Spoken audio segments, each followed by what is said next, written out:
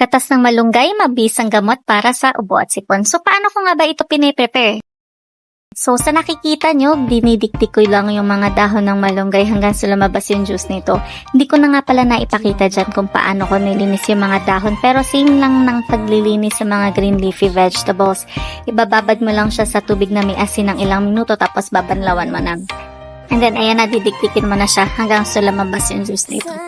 Nahaluan ko nga rin pala siya ng lemon and honey para mainom ng mga anak ko, pati na rin ng mister ko kasi alam niyo naman, medyo hindi siya masarap. Pwede nyo rin siyang ihalo sa fruit shakes o kaya pwede namang puro lang. Depende sa inyo kung paano, gagawa na lang kayo ng paraan kung paano nyo siya maiinom. So, ayan na.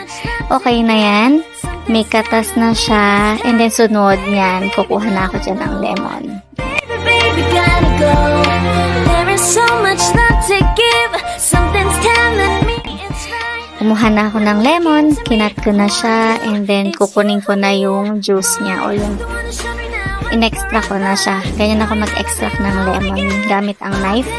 And then, lalagay ko siya sa strainer para yung mismong liquid lang yung makukuha ko, walang pulp or seed. And then, lalagay ko na dyan yung malunggay para makuha din yung katas niya. Hindi na ako gumagamit ng katsa.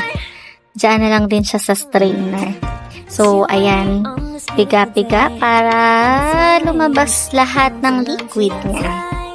I guess the heart's gonna lie. After nyan, add the honey. And then, yan. Haluin mo lang ng maigi. Tapos, ayan na yung consistency niya. Liquid na siya. Pwede na siyang inumin. So, ayan na. Ready to serve na yan. Yummy na yan. Sayin nyo na. Baby, baby, now I know